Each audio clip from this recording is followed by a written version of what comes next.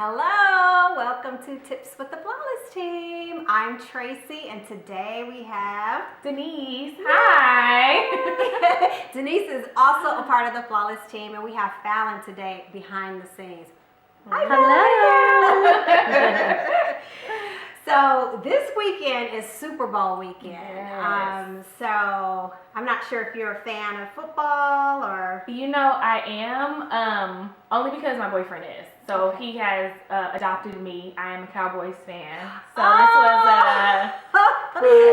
was That's okay. That's my husband's team and my son's team. I'm a 49ers fan, even though I don't know how to say this, but I'm really not a football fan. Right. But I like to watch it when it's, big games, Yeah. I can't watch it every Sunday. Oh my God. I'm like, okay, I'm over it.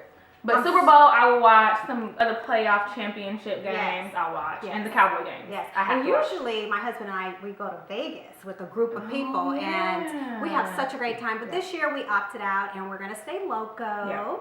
So anyway, so let's go on to advice and tips from the Flawless Team. I wanted to ask your opinion. Okay. What advice or tips would you give to someone who wants to step out on faith and follow their passion, but to do that, they need to quit their job. But they have such a great gift and a passion for what they want to do, and you can make money from it. Right. But just that initial Leap. Yeah. What advice would you give to those Oh, people? goodness. I feel like I'm in that boat, actually, because I am very passionate about event planning, obviously, but I have a regular full-time job. I would love to pursue event planning full-time, but I think my advice to myself and to others is that, one, stepping out on faith means that you've prayed about it. Yes. And the Lord has told you this is what you need to do. Right. And so I think that's step one. You have to pray like diligently and ask God, not for God to be like, tell me to quit my job, God. No, like you have to ask him like, God, like lead my footsteps, like whatever you have for me, like reveal it to me, create opportunities for me so that way I know this is the path that I'm supposed to be on. And I think you also, it's a plan. You have to set yourself up. So if you're in a job and you want to leave your job to pursue your passion, put money to the side. Right. Have a fund so that way you are okay for a couple of months until things really take off. And do both. Like I do event planning and I have my regular job, so that way I'm stable. But my hope is to do this full time one day. Right. But I want to set myself up so that way I'm not just quitting my job and then getting evicted and then living in my car and then they repo my car and then it's like you have to really prepare yourself. It can't be a overnight thing. Absolutely. And for me, you definitely have to prepare. Yeah. But I strongly recommend that you make sure you have a support team. So whether it's your husband or your significant other, that you guys come to an agreement, can we afford for you to follow your passion? And for me, I did work in the corporate world and also had my business. And it wasn't until I was laid off. That was a sign to me. I don't know if you want to call it God, but that was like, oh, y'all don't want me here. Okay. But actually, it wasn't even that. It was the whole company got laid off. It folded. So that right there, I was in the midst of really getting everything going and with my business.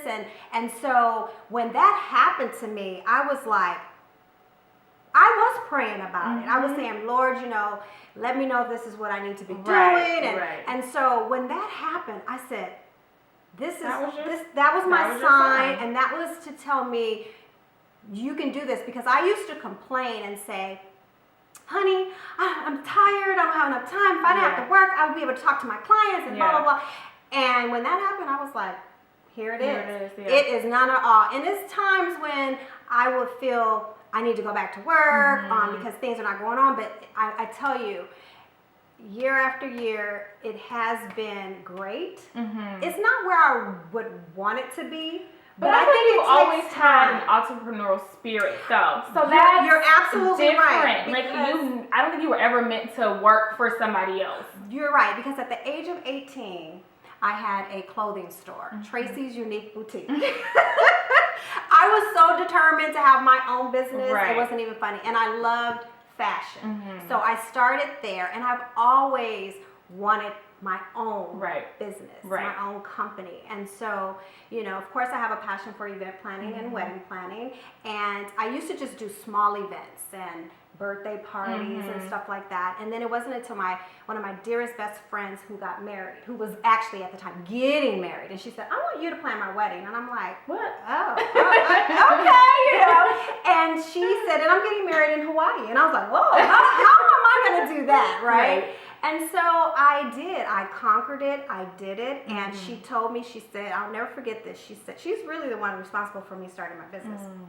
She said, hi, Tammy. She said, okay, at the time she was marrying an NFL player. And she said, Tracy, you know, you're very great at what you do.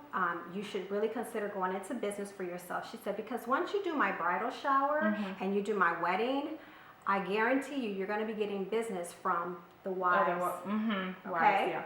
And I was like, oh, okay. Well, I didn't take her up on that at first. After I did her bridal shower and her wedding, I got phone calls, birthday parties, weddings, baby showers from her community. And I was like, oh, I got to hurry up and get my business license. I got to hurry up and get trained. I got to, you know. So I rushed through things. So anyway, that's how I started, but I had the support to do it. So not everybody is, you know, in that sense, lucky or you know, to have a support, but I do thank God that I was able to step out and follow my passion. So yeah, I will also say, like, you have to look at the market that you're going into, because sometimes people go into a market that's super saturated already, and it can be really hard for them to like get things off the ground. So that's why I think it's really important to have that nest egg before you quit your job. If you're going into a business that's like, you know, opening a Target or a Starbucks or something, like, you know what I mean? They're very lucrative businesses, but they're everywhere. So you have to make sure that it's somewhere where you can grow and thrive in the business. You're bringing something to the table that may not necessarily be seen yet. I feel like event planning is such a overlooked industry, but saturated at the same time. A lot of people feel like we don't need event planners, but then there's so many that it's such a choosy industry. So I feel like that's why it's been a little bit difficult for me to say, like, okay, I'm gonna quit my job tomorrow and, you know, and tap into what I really, really want to do. So I mean, I think there's so many levels to it, and I think you just have to, like I said, pray about it. If you are planning on stepping out on faith, start today and just pray about it and say, you know, God, just let me know what you have in store for me. Let me know the plan and purpose. Right. And I like what you said about preparing and saving. That's a great one, because not everybody can walk into the bank and get a business loan. Right. Okay. So preparing and saving, and even doing a side business while you're working, as you know, even if it's an internet business or something like that, and it's so easy for you to promote yourself with Instagram, YouTube, Facebook. Utilize those tools. So if you have a gift, say for cooking or baking, or there's so many platforms that you can artistry, whatever it is, and you want to start that business, do that on the side while you're still working, and then see where it leads you. You know? So I think that's all we have for you today. Thanks, and tune in next time. Bye.